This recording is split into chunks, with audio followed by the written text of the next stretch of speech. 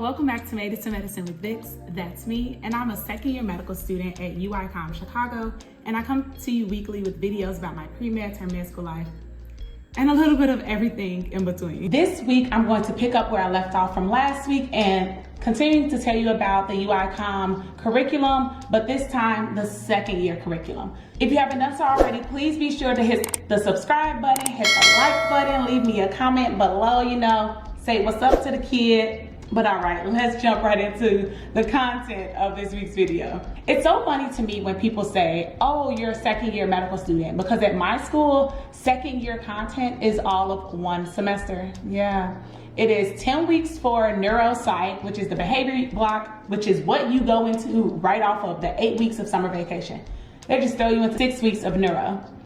Whew, it's a lot. Like I'm talking, we learn about strokes, of course the basics, ophthalmology, otolaryngology, head and neck anatomy, brain tumors. Y'all, it is so much pathophysiology and anatomy where I'm just like, all right, we are doing this and we're doing it now, cool.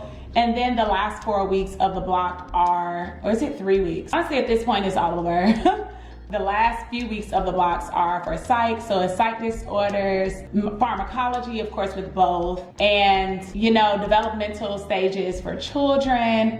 It is really a lot, and I will say that I thoroughly enjoyed the psych portion. I was like, wow, if I didn't want to be a surgeon, I could kind of think about being a psychiatrist, because learning about the way people are based off of how they're thinking or their upbringing, and then the physiology, tying it all together was pretty darn good. Also, that was the one block that I was really trying to diagnose everyone around me with, disorders like narcissism, histrionic, or sometimes schizophrenia. But of course, I'm not a licensed or trained psychiatrist, so my diagnoses did not hold.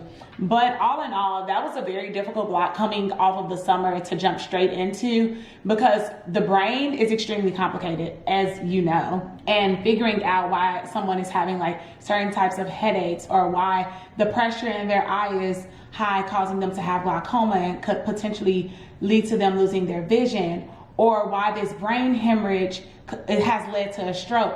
Why? The technicality of it all was real, very alive, real and well. And I will say that this was one of the times I got real uncomfortable. Even though I had taken neuroscience before, actually twice before, at first I was like, oh, this is kind of cool because I'm familiar with it. But then of course, med school always comes with that curveball and letting you know that you don't really know what you think that you know. But per usual, we had that 1 week to study before the exam, and that's when I used my time to consolidate information, make some tables, do my Anki, and talk things out with my tutor. But the good thing about it is that although neuro was very, very challenging, psych was a lot lighter. We had more half days of protected study time, and I was using the psych weeks to go back and learn certain aspects of neuro, like the eye. I just never learned it.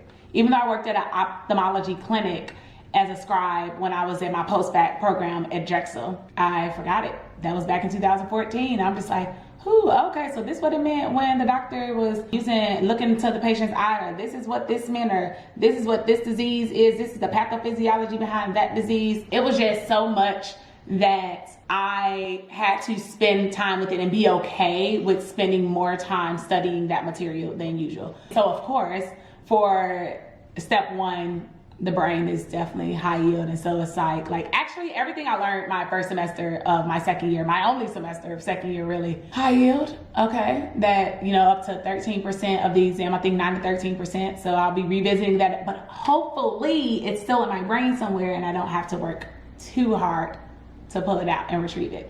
And then the last block, I don't know why it's so fast. It is endocrine and reproduction. 2 weeks endocrine, 2 weeks reproduction. Yes, I said that. That is the fastest block that we've ever had. The only one that comes close to it was block 3, which was the muscle, skin, and tissue, I believe, and that was 5 weeks. But 2 weeks and 2 weeks? Okay, so let's be fair. It's 4.5 weeks because the Thanksgiving week we learned, I believe, for 2 days, and then we went on Thanksgiving break, and then we came back. And I was just like, yo, I don't know what's going on with endocrine. I definitely don't know what's going on with repro. And female reproductive system is like insane. There's so many cancers, whether it's cervical, uterine. Shoot, what are the other ones? It's wild how whenever I get in front of this camera, I forget things. Okay, so there's cervical, uterine, breast, ovarian, vulvar. I'm just like, I didn't even know. And for me to have female reproduction, I was so unaware about what was going on with my own body, but this was a good time for me to actually learn more about what's going on with me and try to make it more relevant and pertinent to my life. And I, for a very brief moment, got interested in gynecology. I was like, wow, could I see myself actually being a gynecologist? When we did the male and female repro, actually like labs, you could say, for our doctoring course, and we got to do a pelvic exam and a rectal exam and a penile exam. That stuff was like, wow, reproduction is dope. Without the female reproduction system, there would be no life for anybody. Of course, you do need the sperm, but still, that made me slightly interested. But then the more I learned about the other things like pelvic inflammatory disease or ectopic pregnancies or, you know, all these sexually transmitted infections, I was like, hands off, hats off to all the OB-GYNs, but it's not for me. So that was the second part of block 7, and also male repro. It wasn't as complicated, you know, men are complicated beings, but not physiologically. They're pretty simple. And so that part allowed me, that during that week, it allowed me to go back to the female repro week and constantly going back to endocrine. And when I was during that 1 week leading up to the exam, I realized the reason why they're taught together is because there's overlapping material, like the biochemistry of all the enzymes that are leading to mineral corticoids, glucocorticoids, and androgens. What enzyme is going to be knocked out for you to get congenital adrenal hyperplasia, or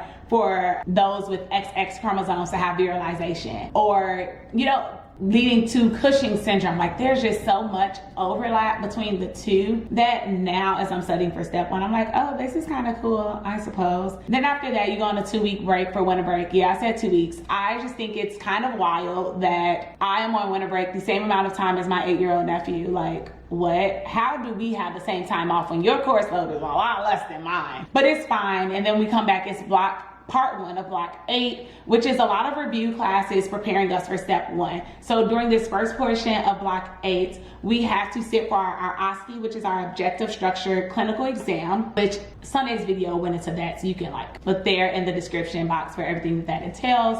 And then some review classes, core cases, prepping us to study for step 1, trying to get us into the mindset of thinking about multiple organ systems at one time. We do have a lot of protective study time, which is why I have already started studying for step 1. I started January 5th, which was, you know, intimidating. It was a lot, but I do a whole step video breakdown because, please, we don't even need to get into that right now.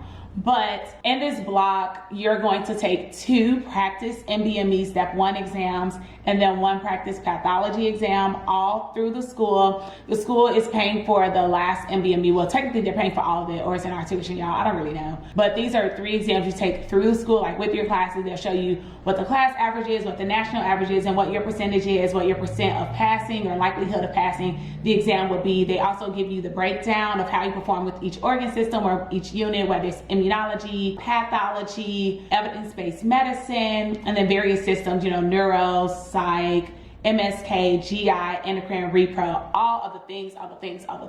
And then from there, now as I'm approaching the end of block 8, part 1, then we have to submit a study schedule, and they want us to base it off of the information or the data that we got from our practice test to see how you need to structure your step 1 study schedule, which areas need the most work so you can see the most growth. And then there is a dedicated 8-week study period that is solely for step one. There are no classes. You shouldn't be taking any meetings. You need to drop all your extracurriculars and solely focus on step one. In my school, you have to sit for step one by March 25th, which is a month before we start our 3rd-year clerkship rotations.